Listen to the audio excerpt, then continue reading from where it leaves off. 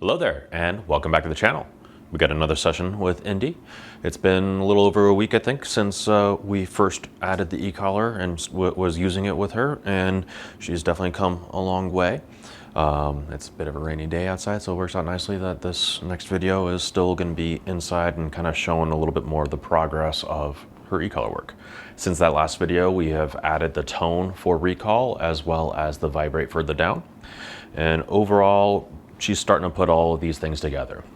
When it comes to basic obedience and the classroom type of stuff, as what we're about to do today, I would say she still needs more work in learning that the e-collar is the same as pressure. Callie just came down the stairs. Good, Indy. And yes, this is also a vast improvement right there. Good, Callie. Good, Indy. Yep, you don't care about it. You're going to be focused on the cat. As long as she stays on the steps, we're good. But anyways, good, Indy.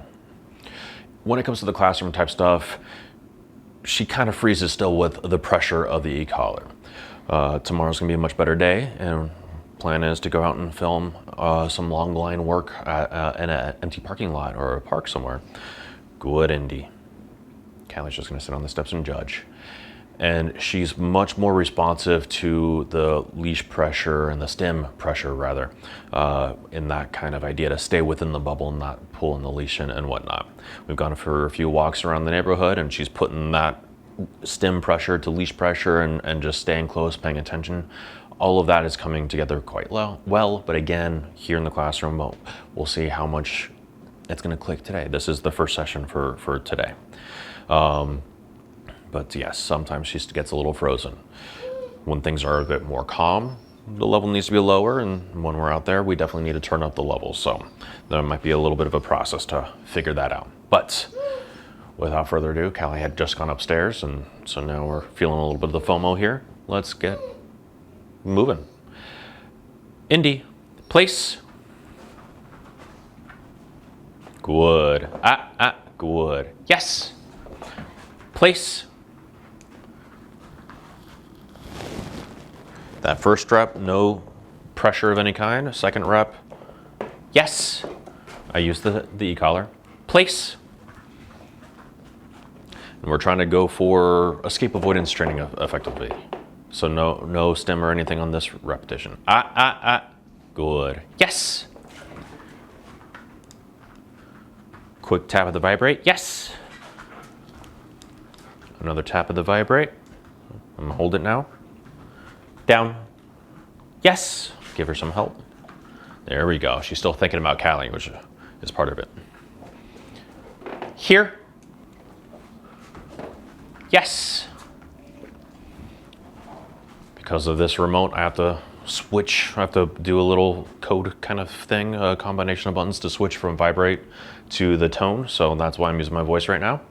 Here. Yes. And it's my voice and then stem in this case.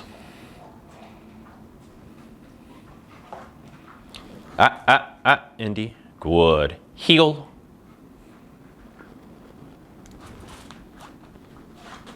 Come on, heel. Indy. Let's go. Good. Yes. Good. Heel in particular, especially the first repetition of any session, is sticky like that. Heel. Yes.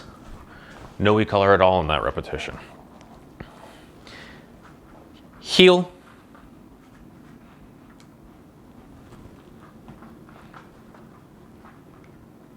Yes. Used it on that one. You can kind of see, as for that heel, a little stutter step, she was kind of looking off in this direction. I applied the stem. She then started to move a little bit more. Vibrate for the down. Good. So I'd mentioned, I think even in the last video, but I mentioned just a minute ago, this term, escape avoidance training.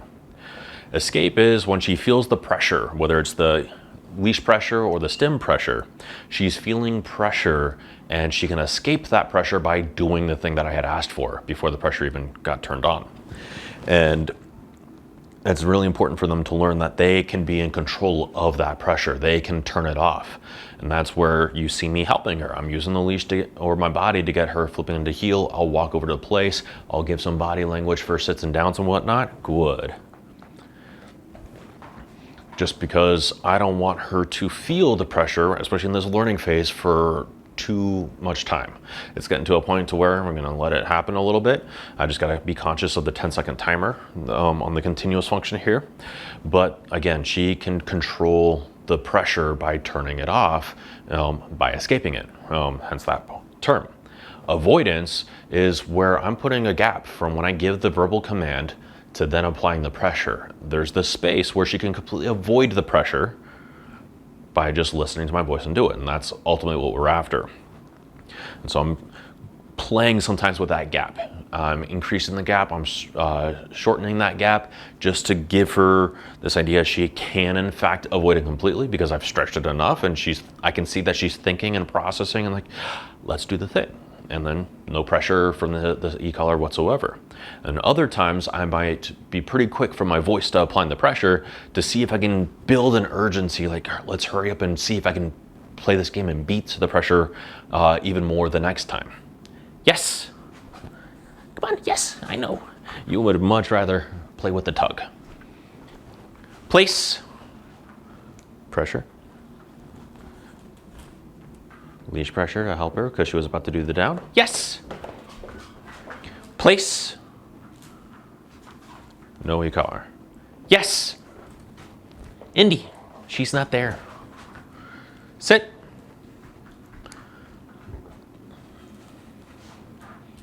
Yes. I used my voice. She responded by doing the wrong thing. And in this case, to help with the idea of the pressure and whatnot, I just used the stem and held the stem with some leash to get her from that down into the sit. Come here, Indy. Sit. Yes. Sit. Yes. No e-collar there. Sit. Yes. I did apply the e-collar when it looked like she was about to think about doing the down, but once she hesitated, she stalled in that sit, I definitely let go. Here. Yes. No e-collar there. Down. Yes. That was all my voice. Yes. And in this case with the vibrate or even the tone, we can substitute our voice for the function. Vibrate is equal to down, the tone is equal to the recall.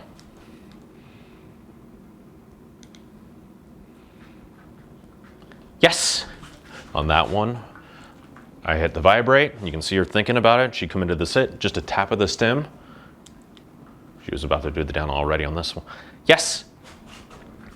And then, but anyways, on the previous one, she went and did the down afterward. Now I just switched it to the tone function.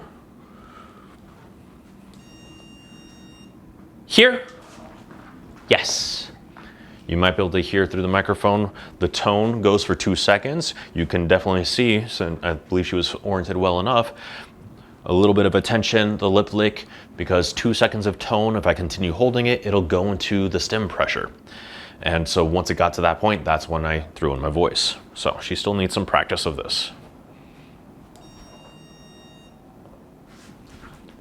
Yes.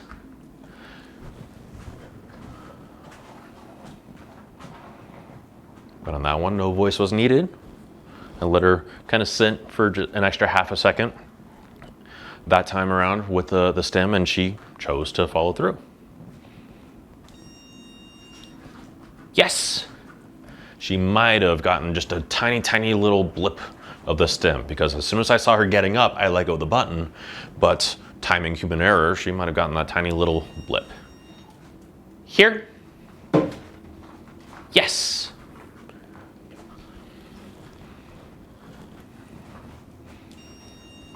Yes. Good girl. And on that one,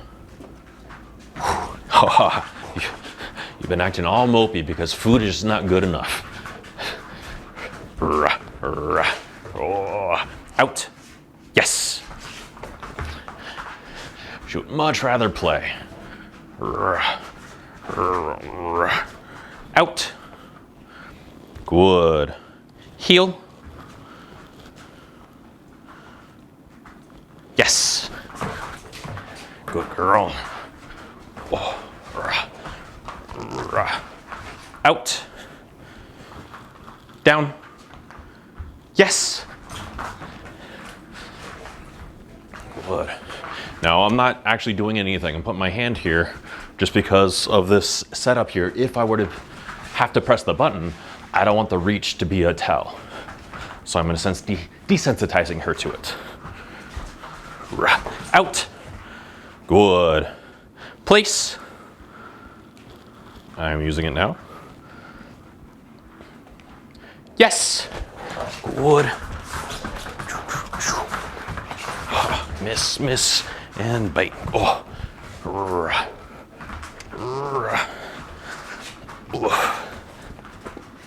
Come on. Oh, good girl. Hi.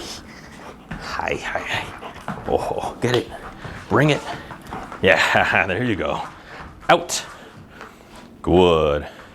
No, out. Good. Heel. Nope. Indy, heel.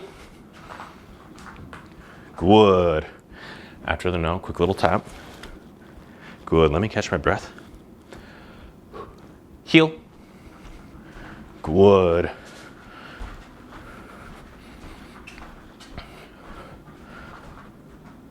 Yes. Oh yeah. Good. So, again, in this classroom, I think just because there's not enough room to move, it's obvious in this case if I've got the tug or not. This larger one definitely is more her favorite, and I don't take it out on walks with us because it's just huge and cumbersome. I might bring it with us in the next video. But when food is at stake, it's not worth it for her, so she might come off as a little mopey. Good. Out. Good. Place.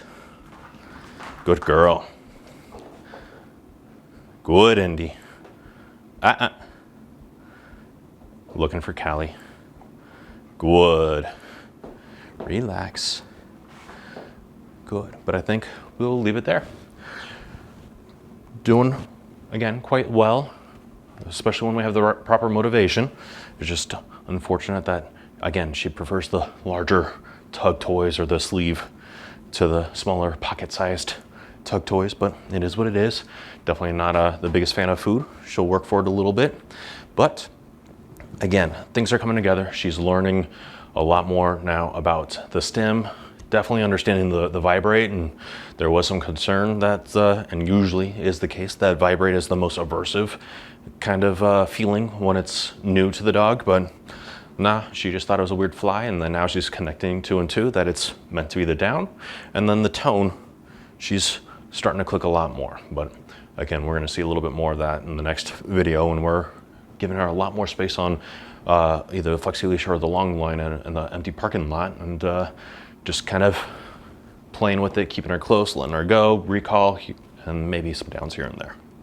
But anyways, as always, if you liked what you saw, hit the like button. If you have any questions about anything, drop them in the comment section down below, and be sure to subscribe so you can keep up with us and everything that we've got going on. Otherwise, we'll see you guys next time. Ready for one more bout? Good place. Yes. Oh yeah, you're tired. Oh, keeping you on place and resting for my outro wasn't enough.